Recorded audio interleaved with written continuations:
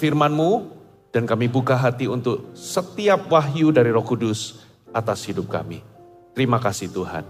Kami sambut firman-Mu dalam nama Yesus. Semua yang percaya dan siap katakan amin. Kita berikan tepuk tangan bagi Tuhan kita. Haleluya. Anda boleh duduk kembali. Shalom Bapak Ibu semua. Hari ini adalah bertepatan dengan hari Pentakosta. 10 hari setelah Tuhan Yesus naik di sorga, Roh Kudus dicurahkan dan sampai hari ini, saudara, dia adalah pribadi yang aktif bekerja di tengah umatnya. Amin. Saudara, ini adalah menu sepanjang hari ini. Ibadah pertama ini saya akan bagikan bagaimana cara terbaik mengenal Roh Kudus. Tapi ini bagian pertama. Nanti lanjutannya ada di ibadah kedua. Cara terbaik kita bisa mengenal Roh Kudus. Paling tidak ada 10 hal yang perlu kita renungkan bersama-sama. Bagaimana kita bisa mengenal pribadi Roh Kudus. Ibadah ketiga dan keempat, manfaat keintiman dengan Roh Kudus. Saya bagi menjadi 2 bagian. Lalu ibadah 5 dan 6, Roh Kudus ingin menolong kita. Dalam hal apa saja Roh Kudus ingin menolong kita. Saya juga bagi menjadi 2 bagian. Dan di ibadah terakhir, bagaimana kita bisa berserah kepada Roh Kudus. Saudara, ada beberapa hal praktis bagaimana kita bisa mengenal pribadi Roh Kudus. Ada seorang penulis, kalau nggak salah namanya Francis Chan. Saya nggak pernah baca bukunya, tapi saya tertarik dengan judulnya. Judulnya berjudul Forgotten God. Ternyata orang Kristen modern ini melupakan pribadi yang namanya Roh Kudus. Pribadi ini kita sering salah artikan. Tapi hari ini kita tahu bahwa Roh Kudus itu sudah Tuhan berikan dalam hidup kita. Sejak dia naik ke sorga, Roh Kudus dicurahkan sampai hari ini. Dialah pribadi yang dijanjikan. Petrus berkhotbah dengan luar biasa kepada khalayak ramai untuk pertama kalinya sejak Yesus naik ke sorga. Dia berkata, bertobatlah, berilah dirimu dibaptis, maka engkau akan menerima karunia Roh Kudus. Karunia Roh Kudus di sini bukan the gifts of the Holy Spirit, yaitu 9 karunia. Tapi karunia Roh Kudus di sini adalah karunia pribadi Roh Kudus. Sejak kita lahir baru, Roh Kudus diberikan dalam kehidupan kita. Bahkan dia tinggal di dalam diri kita. Katakan amin. Sometimes kita melupakan bahwa dia itu tinggal di dalam diri kita. Dia itu begitu dekat dan dikatakan tubuh kita adalah bait suci atau bait Allah. Jadi tahukah saudara, alamat Roh Kudus di muka bumi itu adalah di dalam tubuh kita. Dia tinggal bersama dengan kita, dia tidak meninggalkan kita menjadi orang yang yatim piatu atau anak yatim piatu, tapi dia itu diberikan kepada kita. Dan firman Tuhan mengatakan bahwa dia diberikan kepada kita sebagai jaminan untuk keselamatan kita atau penebusan kita. Dengan kata lain saudara, dia pribadi itu diberikan dalam diri kita untuk menolong kita, menjamin kita, sampai nanti, sampai akhirnya kalau Roh Kudus ada dalam diri kita, itu jaminan bahwa kita akan menerima hidup yang kekal atau penebusan keselamatan yang kekal. Katakan amin. Tuhan gak meninggalkan kita. Nah, tapi kenyataan bahwa Tuhan itu, Roh Kudus itu tinggal di dalam diri kita, tidak menjamin bahwa kita mengenal pribadinya. Saya ulangi. Roh Kudus itu ada dalam hidup kita. Bahkan itu adalah bukti bahwa kasihnya atas hidup kita. Saudara, tahukah saudara bagaimana cara Bapa mengasihi kita? Siapa yang tahu? Cara Bapa mengasihi kita adalah dengan memberikan satu-satunya putranya yang tunggal mati ganti dosa kita. Pertanyaan kedua, bagaimana cara Yesus mengasihi kita? Yesus mengasihi kita, membuktikan kasihnya dengan cara mati bagi kita. Bahkan jauh sebelum kita bisa mencintai dia kembali. pada waktu kita berdosa. Nah, pertanyaan ketiga, bagaimana cara pribadi Roh Kudus mengasihi kita? Yaitu dengan cara Dia tinggal di dalam diri kita dan bahkan dikatakan untuk selama-lamanya. Katakan untuk selama-lamanya. Kenapa kok bisa dikatakan Roh Kudus mengasihi kita dengan cara tinggal di dalam diri kita? Bapak Ibu, tidak semua dari kita itu menjalani kehidupan yang kudus. Bahkan banyak dari kita itu setiap hari secara konstan mendukakan pribadi Roh Kudus. Kita hidup dalam kehidupan yang kotor, pikiran kita, mulut kita, tindakan kita, bahkan motif kita. Tapi Dia tetap memilih untuk tetap tinggal dalam diri kita. Sekalipun mungkin Dia adalah pribadi yang lembut, Anda harus tahu. Sekalipun mungkin sebetulnya Dia tidak kerasan tinggal dalam diri kita. Pernahkah saudara tinggal dalam sebuah tempat yang penuh dengan kotoran binatang? Pernahkah Anda tinggal di sebuah tempat yang kotor, tidak pernah disapu, penuh dengan barang-barang? Begitulah gambaran pribadi Roh Kudus. Dia itu tinggal di dalam diri kita. Bahkan mungkin dalam kondisi Dia paling sering kita abaikan, kita lukai, kita dukakan. Saudara, tapi itu adalah bentuk komitmen dan kasih-Nya kepada kita. Dia tetap tinggal di dalam diri kita dan tidak meninggalkan kita. Katakan amin. Kalau di dalam perjanjian lama, Roh Kudus itu bisa meninggalkan seseorang. Tapi dalam perjanjian baru dikatakan Dia akan tinggal dalam diri kita selama-lamanya. Tapi sekalipun Dia bisa tinggal dalam diri kita selama-lamanya, Dia bisa undur dalam kehidupan kita. Undur dalam hidup kita itu Dia tetap ada, tapi Dia akan begitu pasif dalam kehidupan kita. Karena kita mungkin tidak pernah membuka diri untuk mengenalnya, dan kita nggak pernah tahu apa yang mendukakan Dia dan bagaimana cara kita itu memperlakukan Dia. Dan hari ini paling tidak sebagai permulaan, pembukaan, bagaimana cara terbaik untuk kita bisa mengenal Roh Kudus. Yang pertama, saudara, kita buka sama-sama Yohanes pasal 16 ayat yang ke-7. Namun benar yang kukatakan ini kepadamu adalah lebih berguna bagi kamu jika aku pergi. Sebab jikalau aku tidak pergi, penghibur itu tidak akan datang kepadamu. Tetapi jikalau aku pergi, aku akan mengutus Dia kepadamu. Ini adalah statement yang luar biasa yang dikeluarkan oleh Yesus. Yesus pada waktu itu berjalan bersama-sama dengan murid-muridnya. Tinggal bersama-sama dengan muridnya. Melayani bersama-sama dengan murid-muridnya. Murid-muridnya bisa melihat Yesus dalam bentuk kemanusiaannya. Berjalan setiap hari bersama dengan Yesus. Lalu satu kali Yesus berkata bahwa adalah lebih berguna. Lebih berguna dan lebih baik kalau aku pergi. Ketika aku pergi, aku akan mengutus seorang penolong, seorang penghibur. Dialah yang akan menggantikanku. Kalau hari ini kau melihatku secara fisik, tapi Dia akan menyertaimu selama-lamanya dan tinggal di dalam diri kita. Katakan amin. Nah, perhatikan bagaimana Yohanes itu menyampaikan pesan atau menuliskan kata-kata yang pernah diucapkan Yesus. Yesus memperkenalkan pribadi atau memperkenalkan Roh Kudus itu sebagai pribadi. Tidak pernah Roh Kudus itu dinyatakan dalam bentuk kuasa. Saya ulangi, Yesus di ayat ini tidak menyatakan Roh Kudus itu dalam bentuk kuasa, katakan kuasa, atau sebuah pengaruh. Tidak, saudara. Tapi Roh Kudus itu diperkenalkan Yesus, dan itu dicatat oleh Yohanes. Dikatakan, adalah lebih berguna bagi kamu jika aku pergi, karena jika aku tidak pergi, penghibur itu tidak akan datang kepadamu.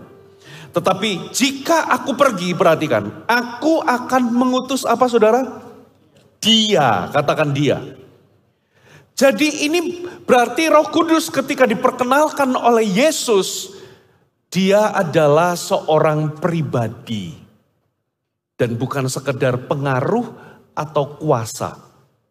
Katakan amin. Masalahnya begini, Roh Kudus itu punya kuasa enggak?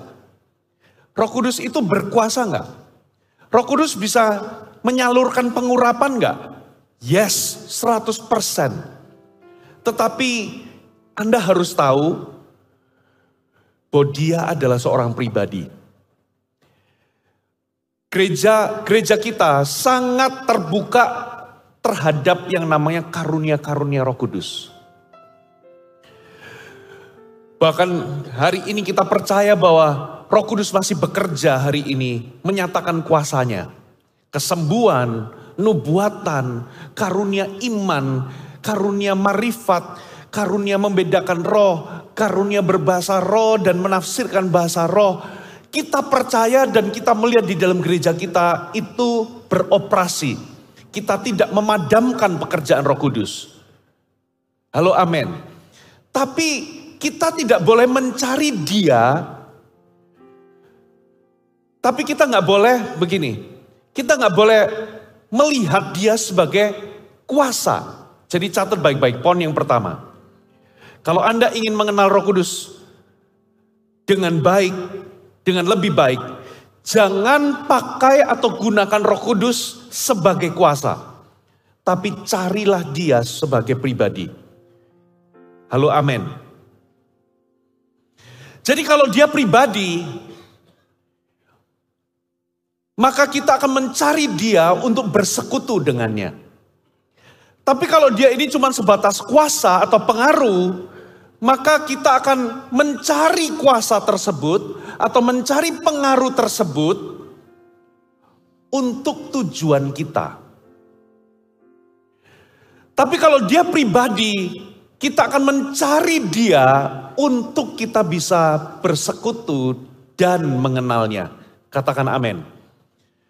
Itu sebabnya hari ini buang jauh-jauh sebuah pemikiran di benak kita bahwa Roh Kudus itu sebatas kuasa. Kelihatannya ini klise, tapi dalam keseharian kita itu bisa terjebak untuk mencari kuasa dan bukan mencari pribadinya. Betul-betul mencari kuasa dan bukan pribadinya. Saudara. Bahkan firman Tuhan katakan, saudara, tanda-tanda ini akan menyertai orang-orang percaya. Kuasa dan karunia itu menyertai kita. Kenapa kuasa dan karunia itu menyertai kita? Karena sang pemberi kuasa itu ada dalam diri kita. Katakan amin. Berhenti menggunakan Roh Kudus sebagai kuasa. Dia adalah pribadi yang kita cari. Halo, amin. Jadi kalau dia adalah pribadi, berarti goalnya, tujuan akhirnya adalah mengenalnya. Goalnya adalah bagaimana kita bisa dipimpin olehnya, bagaimana kita bisa dipenuhi olehnya, dan bagaimana kita bisa mengenalnya. Halo, amin. Roh Kudus itu adalah seorang pribadi dan ini inti perjalanan kekristenan kita, mengenalnya. Pertama kali ketika saya lahir baru, cara mengecek bahwa kalau kelahiran baru Anda itu betul-betul sejati, Anda akan mengejar pengenalan ini. Pertama-tama dimulai ketika Anda mengenal pribadi Roh Kudus. Saya sering mengatakan, saudara, kalau Anda ingin selamat, Anda harus punya hubungan yang benar dengan Kristus. Kalau hubungan Anda dengan Kristus benar, maka hubunganmu dengan Allah benar dan Anda menerima keselamatan. Tapi kalau Anda ingin menang di dalam perjalanan kekristenanmu, mengalami kehidupan yang berkemenangan, kita harus punya hubungan yang benar dengan pribadi Roh Kudus. Katakan amin. Yang kedua, saudara. Coba kita lihat 2 Korintus 13 ayat 14. 2 Korintus 13, kita baca ayat 14. Ini adalah surat Rasul Paulus yang ditujukan kepada jemaat di Korintus. Ini adalah surat yang kedua. Dan di bagian penutup, Paulus menuliskan begini. Kasih karunia Tuhan Yesus Kristus dan kasih Allah atau kasih Bapa dan persekutuan Roh Kudus menyertai kamu semua. Terjemahan NIV, may the grace of the Lord Jesus Christ and the love of God and the fellowship of the Holy Spirit be with you all. Jadi Yesus itu menawarkan kasih karunia. Yesus memberikan kasih karunia. Bapa menawarkan kasihnya, the love of God. Bapa memberikan kasihnya. Dan ternyata yang ketiga, Roh Kudus itu menawarkan sebuah persekutuan. Katakan persekutuan. Dan Roh Kudus memberikan persekutuan. Ini adalah luar biasa, saudara. Ditulis Yesus itu punya kasih karunia untuk diberikan dan ditawarkan.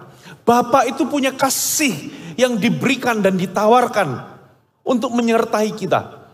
Sedangkan Roh Kudus itu menawarkan dan memberikan persekutuan kepada kita semua. Lalu amin. Berarti pemprakarsa hubungan itu adalah adalah Roh Kudus. Poin yang kedua, catat baik-baik. Bagaimana saudara bisa mengenal pribadi Roh Kudus lebih baik? Saudara harus tanamkan dan selalu ingat. Saudara harus selalu sadar bahwa Roh Kudus itu ingin membangun hubungan dengan saudara. Jauh lebih daripada kita ingin membangun hubungan dengannya. Katakan amin. Roh Kudus itu ingin punya hubungan dengan kita. Lebih daripada kita itu menginginkan punya hubungan dengan dia. Sebab dialah yang memprakarsai. Dialah yang menawarkan fellowship itu. Dialah yang menginginkan fellowship itu. Itulah sebabnya karena dia yang merindukan, dia menginginkan kita. Dia menginginkan hubungan kita dengannya. Halo amin. Karena dia pribadi, berarti dia itu bisa merasa diabaikan, dia juga bisa merasa ditolak, saudara. Sama seperti orang-orang yang ada di rumah kita. Kalau kita nggak pernah menyapa pasangan kita, menyapa anak-anak kita, kalau kita nggak pernah bercakap-cakap, kalau Anda pergi jauh dan Anda nggak pernah merindukan siapa? Pasangan saudara, anak-anak saudara. Maka mereka, orang-orang yang terdekat dalam kehidupan kita akan bisa merasa tidak dicintai, tidak dikasihi, tidak diingini, dan bahkan bisa merasa tertolak. Begitu pula dengan Roh Kudus dalam kehidupan kita. Dia bukan kuasa, dia bukan pengaruh, tapi dia adalah pribadi yang tinggal di dalam diri kita. Kalau Bapa menawarkan dan memberikan kasih kepada kita, Yesus memberikan kita kasih karunia, menawarkan kasih karunia. Ternyata Roh Kudus itu menawarkan hubungan atau fellowship, persekutuan. Roh Kudus itu menginginkan persekutuan dengan kita. Halo amin. Tapi Pastor Fuji, saya ini belum terlalu suci. Aku ini masih punya banyak kesalahan. Berapa banyak kita itu merasa bahwa persekutuan dengan Roh Kudus itu untuk hamba-hamba Tuhan tertentu yang dipakai Tuhan. Persekutuan dengan Roh Kudus itu hanyalah untuk figur-figur tertentu yang dipakai Tuhan dengan urapan yang luar biasa. Lalu kita merasa bahwa sepertinya kok aku gak bisa punya persekutuan itu. Saudara perhatikan kata-kata terjemahan bahasa Inggrisnya, dikatakan begini saudara. Saya bacakan ya. May the grace of the Lord Jesus Christ and the love of God and the fellowship of the Holy Spirit. Katakan fellowship of the Holy Spirit. Bukan the fellowship with the Holy Spirit be with you all. Tapi the fellowship of the Holy Spirit. Berarti persekutuan ini dari Roh Kudus yang memprakarsai. Bukan menunggu kita itu suci dulu, terlalu suci dulu, siap dulu. Kita menjadi hamba Tuhan yang luar biasa dulu. Tidak, saudara. Bahkan ada kata-kata be with you all. The fellowship of the Holy Spirit be with you. All, katakan all. Berarti Roh Kudus itu menginginkan kita secara personal. Bukan hanya kepada orang-orang tertentu atau hamba-hamba Tuhan tertentu. Dia menginginkan persekutuan dengan kita. Di dalam Roh Kudus. Katakan amin. Berarti ini terbuka untuk kita semua. Sadari saudara, kita bisa punya persekutuan dengan Roh Kudus. Setiap kita. Ada amin. Inilah waktunya Bapak Ibu. Kalau Anda ingin beranjak dewasa, saudara harus berhenti bergantung kepada Roh Kudus yang ada di dalam dirinya orang lain. Saudara, Roh Kudus itu ingin bersekutu dengan kita. Roh Kudus itu ingin memimpin kita. Roh Kudus ingin bercakap-cakap dengan kita. Roh Kudus bahkan ingin mengajar kita. Tapi kenyataannya, kita itu lebih cenderung menginginkan Roh Kudus yang ada dalam diri orang lain, padahal lupa kalau dia juga memiliki Roh Kudus yang sama dalam dirinya. Saya tidak berkata bahwa kita nggak butuh diajar oleh orang lain. Roh Kudus bisa bekerja melalui orang lain. Tapi kalau kita mau beranjak dewasa, kita harus membangun persekutuan itu dalam kehidupan kita secara pribadi. Halo, amin.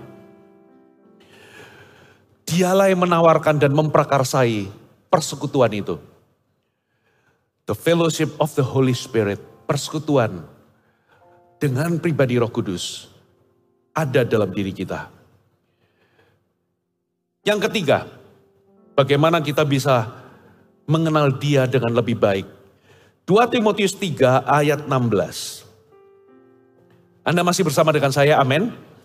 Segala tulisan yang diilhamkan Allah memang bermanfaat untuk mengajar, untuk menyatakan kesalahan, untuk memperbaiki kelakuan, dan untuk mendidik orang dalam kebenaran.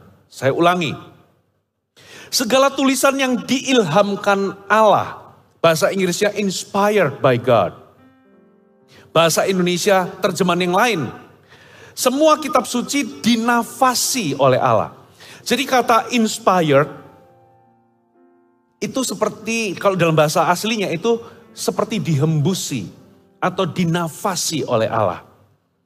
Itu bermanfaat untuk mengajar kita. Untuk menyatakan kesalahan, memperbaiki kelakuan, untuk mendidik kita dalam kebenaran. Versi Amplified. Every scripture is God-breathed, given by His inspiration. Cara terbaik yang ketiga untuk kita bisa mengenal Roh Kudus adalah beri makan dirimu dengan firman Allah. Beri makan dirimu dengan firman Tuhan. Saudara, Roh Kudus itu menghinggapi lalu menginspirasi, mendorong orang-orang kudus pada zaman itu untuk menulis ayat-ayat Alkitab yang hari ini ada di tangan kita. Yang luar biasanya Alkitab itu adalah, Alkitab kita ini tidak mengandung kontradiksi atau kesalahan. Kenapa kita menerima Alkitab yang kita pegang dalam kehidupan kita ini sebagai firman Allah? Karena Alkitab ini diprakarsai atau dihembusi, diinspirasi oleh Roh Kudus sendiri. Roh Kudus itu memakai manusia di zaman yang berbeda, dengan kepribadian yang berbeda, di tempat yang berbeda pula, namun semuanya dari Kejadian sampai Wahyu, semuanya itu bisa sinkron, tidak bertabrakan atau tidak berkontradiksi, tidak melawan satu sama lain, padahal ditulis oleh pribadi yang berbeda, kepribadian yang berbeda-beda pula, dan di tempat yang berbeda, di zaman berbeda. Tapi kok isinya bisa sama? Karena inspirasinya dari pribadi yang sama, namanya Roh Kudus. Makanya Alkitab kita itu ajaibnya di situ, saudara. Alkitab kita memang tidak diturunkan dari langit. Turun gitu ya. Seolah-olah langsung turun, kita pegang. Tapi ini ditulis, Roh Kudus memakai pribadi dari yang berbeda-beda, ya orang yang berbeda, kepribadiannya juga berbeda. Contohnya, Rasul Paulus dengan Musa, itu zamannya beda. Musa menulis 5 kitab Pentateuch, 5 kitab pertama dalam kitab Perjanjian Lama. Saudara, Rasul Paulus beda juga dengan Matius. Mereka itu beda zaman, beda tempat. Bahkan mereka mungkin kalau beda zaman berarti mereka gak ketemu. Tapi apapun yang ditulis itu bisa sinkron dan selaras. Itulah sebabnya kita menerima firman Allah. Alkitab kita itu sebagai firman Allah. Firman yang diinspirasi oleh Roh Kudus sendiri. Dialah roh kebenaran. Katakan amin. Makanya hari ini kita orang Kristen menerima Alkitab sebagai otoritas tertinggi. Katakan otoritas tertinggi. Kalau Anda meragukan dan mempertanyakan Alkitabmu sendiri, berhenti jadi orang Kristen. Saudara, sayang sekali kalau kita orang Kristen meragukan firman Tuhan itu sebagai firman yang bisa salah. No. Nah, itulah sebabnya karena firman ini diinspirasi, dihembusi oleh Roh Allah sendiri. Ketika kita membaca, menyelidiki dan merenungkan firman itu membuka pintu bagi kita untuk bisa mengenal pribadi Roh Kudus lebih baik. Katakan amin. Karena di balik tulisan-tulisan yang ditulis oleh Roh Kudus, ada pribadinya. Katakan amin. Saya menekankan Bapak Ibu, kalau Anda ingin mengenal Roh Kudus, saya mengenal pribadi Roh Kudus itu ketika saya bergaul karib dengan firman. Karena ketika kita membaca tulisan-tulisan Allah, pribadi penulisnya, Roh Kudus, itu juga ada. Halo amin.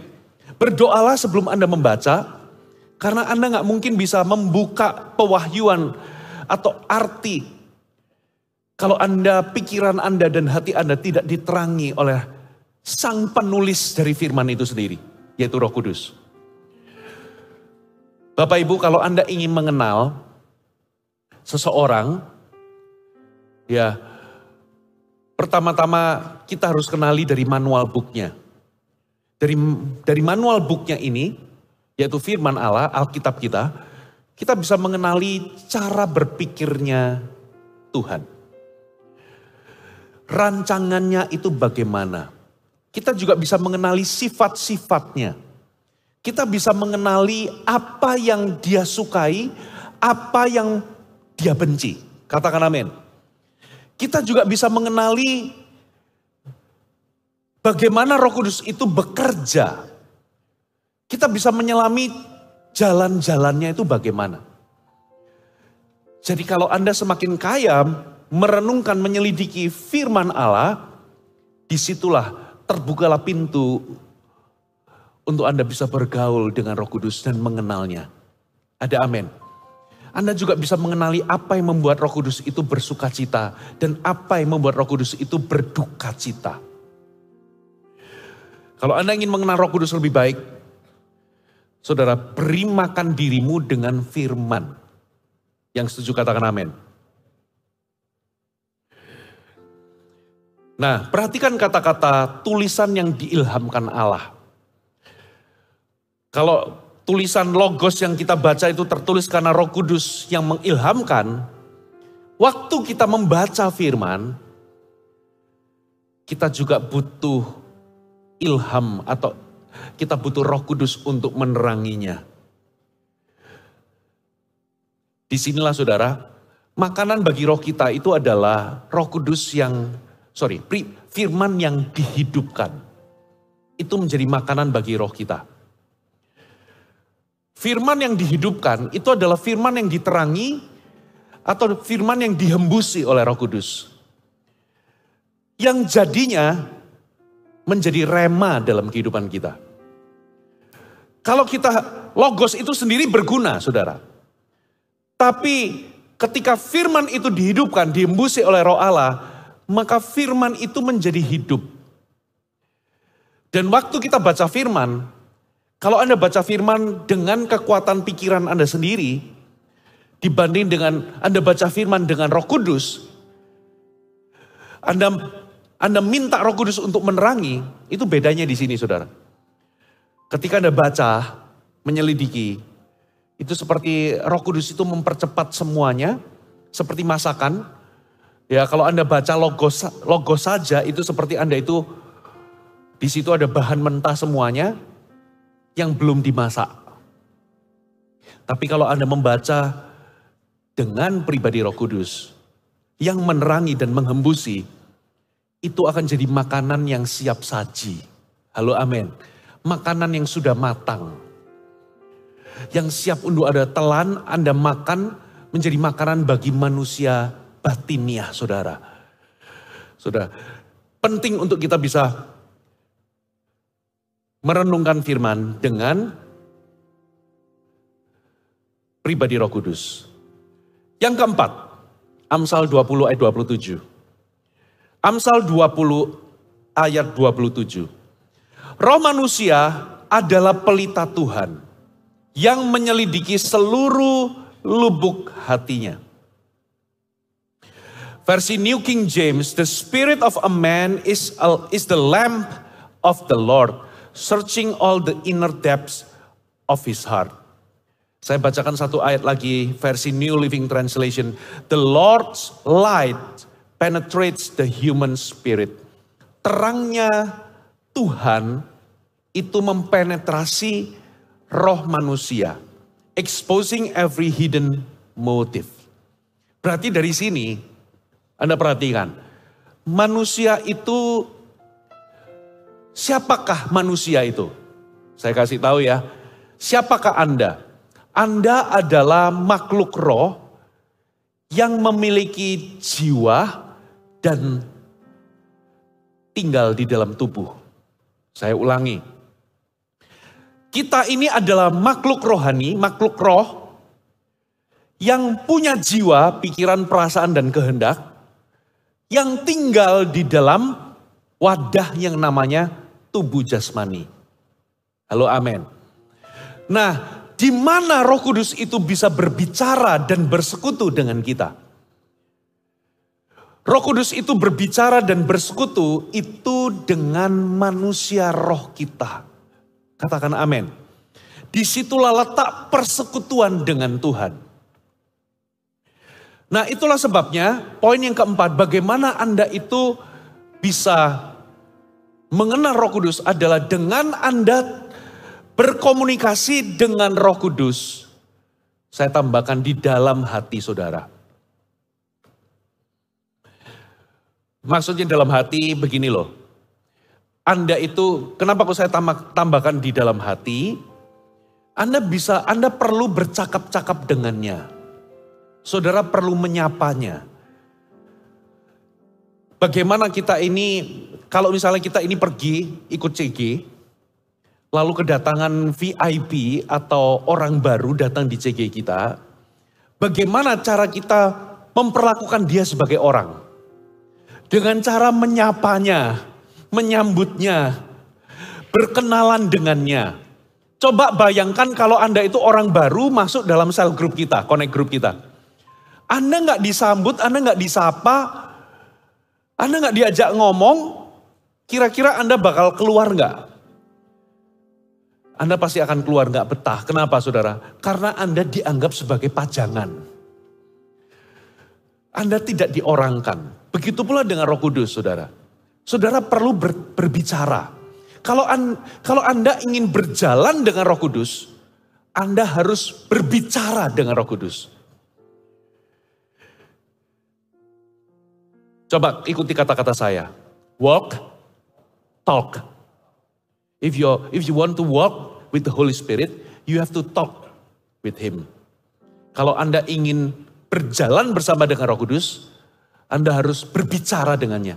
Berjalan, berbicara. Berjalan, berbicara. Katakan amin. Kembangkan Anda untuk berbicara dengannya. Anda bisa berbisik. Ya, kalau Anda di ruang doa, Anda bisa berkata-kata dengan suara yang lebih keras. Kalau Anda di tempat ramai, Anda bisa bergumam, berbisik. Roh Kudus tolong. Bahkan Anda bisa bicara dengan Roh Kudus di dalam hatimu. Kenapa? Kok di dalam hati pun Tuhan tahu? Karena Dia menyelidiki hati kita, Dia membaca hati kita. Bahkan di dalam hati kita, yaitu di dalam our innermost, di dalam manusia roh kita, itulah tempat kita bersekutu dengannya. Bahkan Anda bisa berbicara dengannya dalam hati. Atau Anda bisa berbisik, bergumam. Roh Kudus, saya kalau baca Alkitab, ya kalau saya nggak ngerti, itu otomatis Roh Kudus, apa ini maksudnya? Roh Kudus, lalu saya berbahasa roh. Roh Kudus, nanti lihat ya. Begini loh. Kadang kita itu nggak percaya bahwa Roh Kudus bisa meresponi. Kita itu lebih percaya setan bisa meresponi. Saya ulangi ya. Kita itu kadang lebih aware, lebih sadar akan kehadiran setan daripada kehadiran Roh Kudus. Dalam kehidupan saya, ada terjadi sesuatu yang tragis menurut saya dan itu menggambarkan banyak orang Kristen. Saya pertama kali ikut CG, sel group GMS, itu tahun 98. Saya itu terkejut karena apa? Waktu sharing, dulu itu namanya CGL, itu namanya fasilitator. Oh ya, waktu aku baca Alkitab Tuhan ngomong begini. Tuhan, lalu yang lain sharing, Tuhan kira-kira ya begini, Tuhan ingatkan ini, Tuhan ngomong begini di hatiku. Saya terkejut, Tuhan bisa ngomong. Sementara saya nggak pernah terkejut kalau setan itu bisa jawab. Karena apa? Saya dulu pernah, waktu SMP pernah mainan jailangkung. Beneran, ini jangan ditiru. Roh jahat itu real. Itu pakai kertas lalu ada angka-angka, lalu gandengan sama orang, lalu bolpennya bisa gerak sendiri. Ditanyain bisa jawab letternya. Jangan ditiru, karena itu okultisme. Jadi tiap kali ngomong, panggil roh jahat, hai, itu yang disebut tadi, itu setannya bisa gerak sendiri. Lalu saya tanya, apa? Dijawab bener loh saudara, goyang sendiri. Itu di kelas waktu SMP. SMA. Sementara waktu ikut CG, saya kaget Roh Kudus Tuhan bisa ngomong. Itu membuktikan bahwa kita itu lebih percaya setan bisa ngomong daripada Roh Kudus bisa bicara. Bapak Ibu, itulah menggambarkan karena kita nggak percaya bahwa Roh Kudus bisa meresponi atau menanggapi percakapan kita dengannya. Karena kita nggak percaya, makanya kita nggak pernah berbicara kepadanya. Kita nggak pernah tanya kepadanya. Kita nggak pernah ngobrol. Bahkan saya berkali-kali, saya ini punya kayak semacam perpustakaan pribadi. Saya kadang itu cari buku itu hilang sulit nyarinya. Beneran. Dan ini sudah menjadi apa ya? Otomatis kalau saya sudah kesulitan nggak bisa cari, saya akan bergumam, Roh Kudus tolong tunjukkan di mana tempatnya. Waktu saya tenang gak panik, gak ngomel-ngomel gitu ya. Biasanya gak ketemu kan kita panik ngomel-ngomel, betul gak? Gitu ya. Waktu saya mulai tenangkan diri, saya nggak ngomel-ngomel, saya nggak panik. Roh Kudus tolong. Saya berkali-kali bisa menemukan buku yang saya cari. Berkali-kali loh saudara. Tiba-tiba diingatkan. Atau kadang waktu kita memandang begini, bisa kayak di highlight, di zoom di sebuah lokasi. Ya bahkan beberapa waktu yang lalu itu pernah barang hilang, apa hilang. Anda bisa, satu kali Alkitab saya itu pernah saya cari gak ketemu. Rupanya Alkitab itu kebawa di koper, waktu dibongkar sama mbak gitu ya di rumah, ART di rumah, ternyata itu keambil lalu dimasukkan di lemari anak saya yang nomor 3. Bayangkan, Alkitab itu bisa nyangkut di lemarinya anak saya nomor 3. Siapa yang mikir ke situ, saudara? Gak akan berpikir ke situ. Saya cari gak ketemu, terus saya tenang, saya ingat saya duduk di depan televisi, gitu ya. Waktu saya duduk di depan televisi, waktu itu ada film apa gitu ya.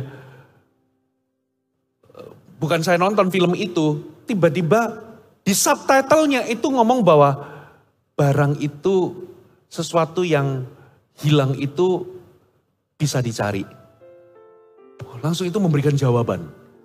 Kenapa? Saya itu minta tolong, bahkan saya sampai minta ampun sama Tuhan. Roh Kudus, sorry kok saya sampai teledor hilang Alkitab. Roh Kudus tolong.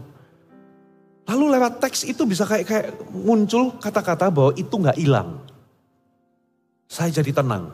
Itu gak hilang. Tahu gak, dalam waktu keesokan harinya, tiba-tiba ART saya bongkar itu, lalu tiba-tiba langsung kasih saya surprise, dikasih ke istri saya dulu, lalu coba istri saya ngomong gini, Pastor Lena ngomong gini, coba aku punya surprise buatmu. Lalu saya ngomong gini, Alkitab kan? Iya, aku sudah tahu, Roh Kudus sudah ngomong. Bahwa itu gak hilang, itu ada. Beneran saudara, itu Roh Kudus itu seril itu. Saya itu sampai begitu Alkitab itu saya terima, saya termenung. Ternyata Roh Kudus itu meresponi percakapan kita. Saudara, kita harus bertobat. Kita itu lebih percaya setan bisa ngomong daripada Roh Kudus bisa menanggapi percakapan kita. Tengok kanan kiri, bertobatlah. Coba hari ini ya, siapa yang lebih sadar kehadiran setan daripada Roh Kudus? Buktinya Anda kalau malam takut. Jalan di tempat yang gelap takut. Seolah-olah kayak setan itu ada di mana-mana, maha hadir. Anda lebih sadar sama kehadiran setan daripada pribadi Roh Kudus yang tinggal dalam dirimu. Bapak Ibu, roh yang ada dalam diri kita itu lebih besar daripada semua roh yang ada di dunia. Roh jahat itu ada, tapi roh jahat tidak maha hadir. Tidak di semua rumah itu ada setannya. Siapa yang beranggapan bahwa tiap kali masuk rumah pasti somewhere ada setannya di sini. No, apalagi kalau Anda sudah usir dalam nama Yesus. Tidak di semua tempat itu ada roh jahatnya. Sekalipun saya tahu roh jahat itu banyak, tapi roh jahat gak bisa ada di suatu tempat bersamaan di tempat yang lain. Itu gak bisa. Dia gak omnipresence. Tapi ada satu pribadi yang lebih besar, namanya pribadi Roh Kudus, yang sering kita itu malah gak aware. Makanya kita gak pernah ajak dia ngobrol. Saudara, dalam segala hal, Anda bisa ajak dia bicara dalam hati, Anda bisa bergumam, berbisik, Anda bisa menyapa dia, katakan amin. Yang terakhir, yang kelima, nanti 5 berikutnya saya akan lanjutkan. Matius 5 ayat yang ke-8. Berbahagialah orang yang suci hatinya karena mereka akan melihat Allah. Jadi untuk kita itu bisa melihat dan mengalami Tuhan, ternyata ada syaratnya. Kita harus suci hatinya. Saya catat Poin yang kelima, jagalah hatimu tetap lembut di hadapan Tuhan. Saya ulangi, jaga hati tetap lembut kepada Tuhan.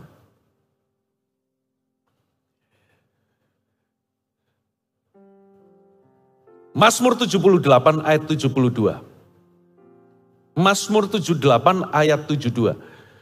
Ia menggembalakan mereka dengan ketulusan hatinya, menuntun mereka dengan kecakapan tangannya. Ini menggambarkan tentang Daud. Bahasa Inggrisnya, He shepherd them according to the integrity of his heart.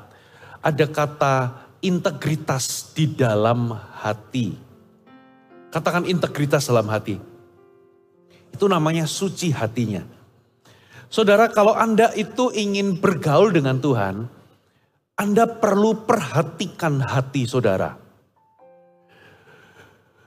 Apakah hati saudara itu hati yang peka kepadanya dan cukup lembut, saudara?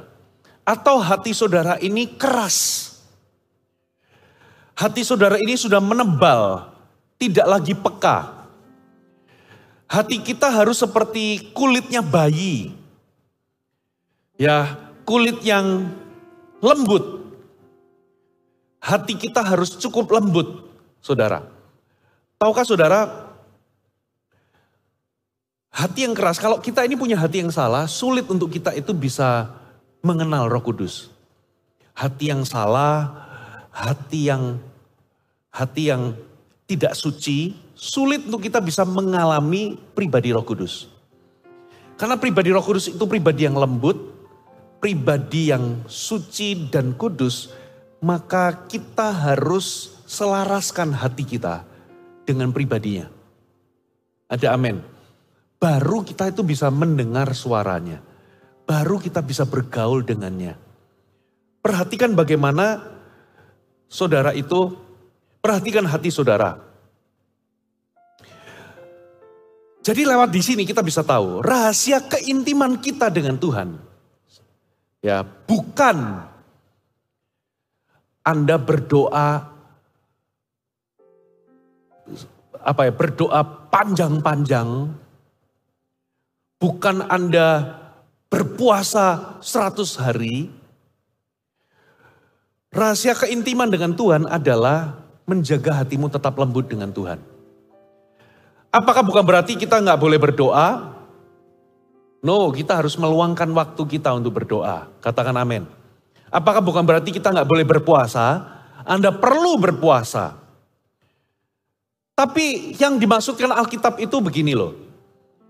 Satu kali Yesus itu pernah ngomong, bangsa ini memuliakan aku dengan bibirnya. Tapi hatinya menjauh daripadaku.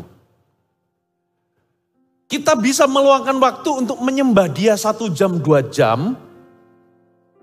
Tapi hati kita itu gak ada di situ. Hati kita menjauh daripadanya. Jadi percuma kita ini baca Alkitab berjam-jam, meluangkan waktu menyembah Tuhan atau berpuasa.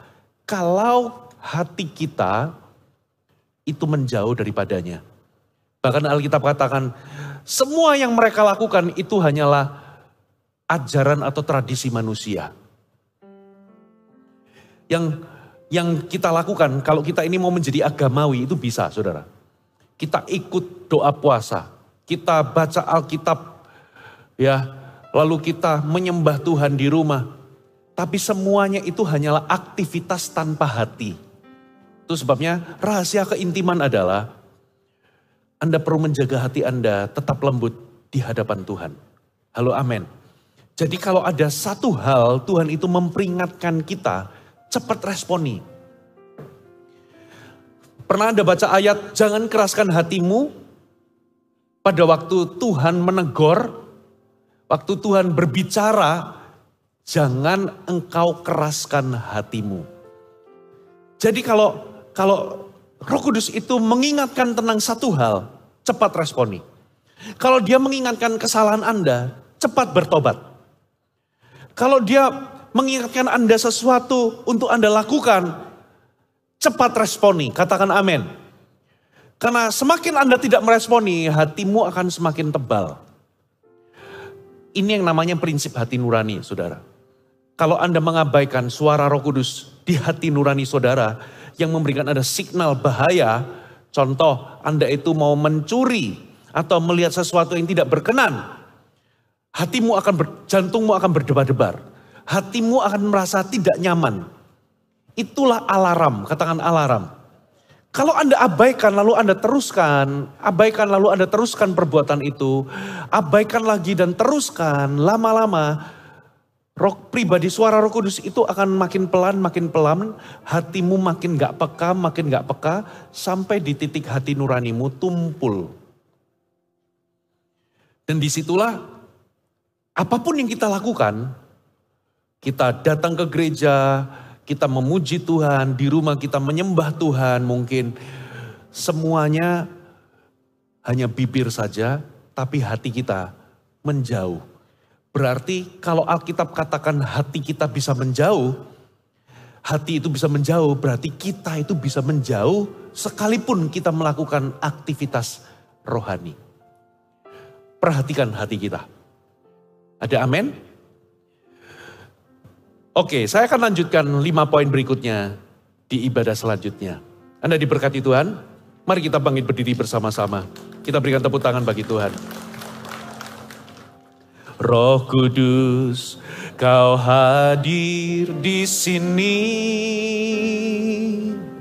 Roh Kudus, Kau ngasihimu, Kau lembut.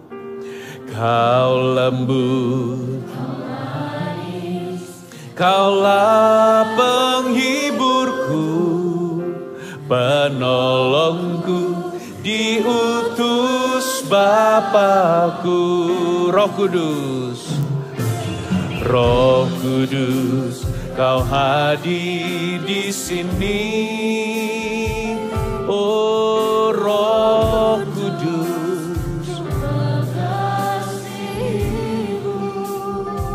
Kau manis, Kau lembut. Kaulah penghiburku, penolongku, diutus. Ku buka hati untuk Roh-Mu Tuhan. Ku buka hati menyembah-Mu Yesus. Oh, jamahlah kami, penuhi kami dengan kuasa. Oh, ku buka hati untuk Roh-Mu Tuhan. Oh, rabakabaralabasyanana marabarabaralamu.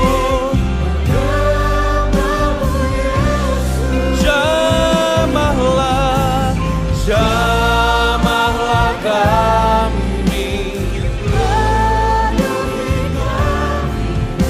dengan kuasa Allah Maha Tinggi. Ku buka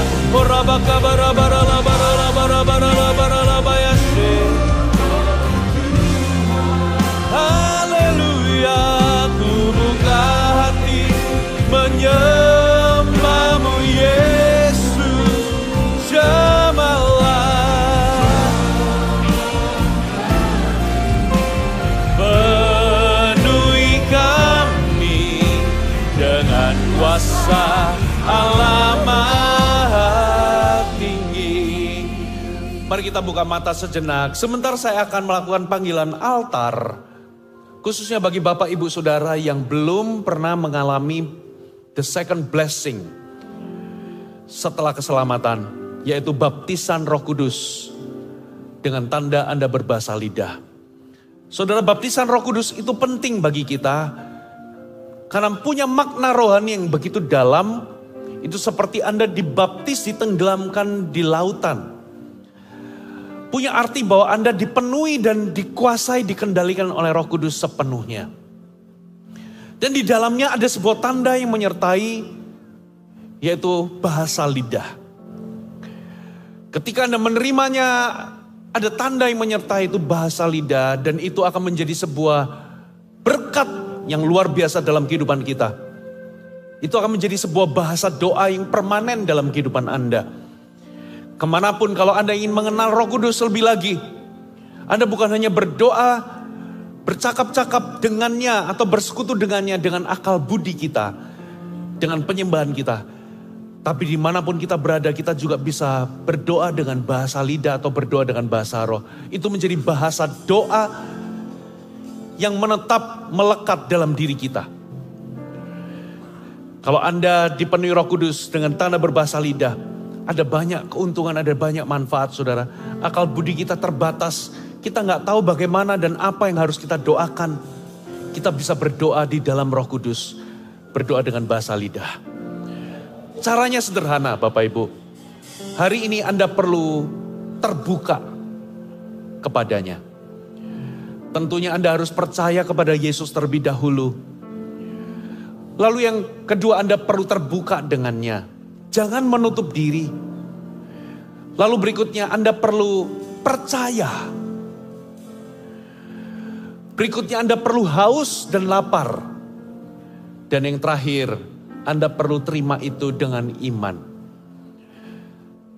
Mari semua pejamkan mata, berapa banyak di antara Anda yang hari ini Anda belum dipenuhi Roh Kudus dan Anda ingin menerima berkat kedua tersebut dan Anda terbuka. Angkat tanganmu di tempat di mana Anda berada. Ora bakasyarala bara baralaba. Ora bakasyana namarama. Kalau Anda yang angkat tangan, kalau nggak keberatan Anda bisa maju ke depan sini. Saudara, keluar dari bangku Anda, para pendoa siap-siap. Ora bakasyara bara. Haleluya, ora lamaya shandara lamu. Haleluya, ora labaya shandara lamara lana yaso. Haleluya, oh, come forward, majulah ke depan sini. Para pendoa jangan doakan dulu, tunggu aba-aba saya. Haleluya.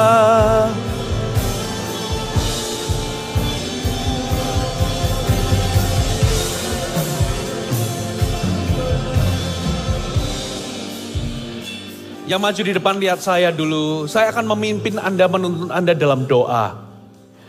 Alkitab katakan kita perlu percaya, kita perlu minta kepadanya, dan kita perlu terbuka. Saya akan tuntun dalam doa. Setelah itu saya akan dorong Anda untuk menerima dengan iman. Setelah saya memimpin Anda dalam doa, nanti para pendoa akan datang menumpangkan tangan ke atasmu. Saya akan lepaskan ini di dalam nama Yesus. Terimalah Roh Kudus di dalam namanya, di dalam nama Yesus. Saudara, Yesus Kristus akan datang dan membaptismu. Dia akan datang, Anda rasa sesuatu atau tidak rasa sesuatu, ada manifestasi atau tidak ada manifestasi. Dia akan meresponi dengan iman. Ketika Anda ditumpangi tangan, di situ ada impartasi. Urapan Allah akan mengalir, Anda akan dibaptis oleh Roh Kudus. Beberapa di antaramu akan seperti ada dorongan untuk berdoa dengan bahasa baru. Saudara, luapkan saja, jangan Anda tahan. Beberapa di antaramu perlu Anda melangkah dengan iman untuk berdoa dengan bahasa baru. Jangan takut. Tanpa iman kita nggak mungkin menyenangkan Tuhan. Dengan iman itu akan menyenangkan Tuhan. Amin. Mari yang haus dan lapar, angkat tanganmu, seluruh jemaat yang ada di depan. Anda bisa arahkan tangan untuk mereka. Ikuti doa saya. Tuhan Yesus, hari ini aku terbuka kepadamu. Yesus, penuhi aku dengan Roh Kudus-Mu. Baptis aku dengan Roh Kudus-Mu, dengan tanda berbahasa lidah. Hari ini aku percaya, aku haus, aku rindu, aku ingin, penuhi aku dengan Roh-Mu. Sekarang juga, di dalam nama Yesus, di dalam nama Yesus. Mari angkat tanganmu tinggi-tinggi. Di dalam nama Yesus, receive the Holy Spirit. In Jesus name, terimalah Roh Kudus. Para pendoa datangi mereka, doakan mereka.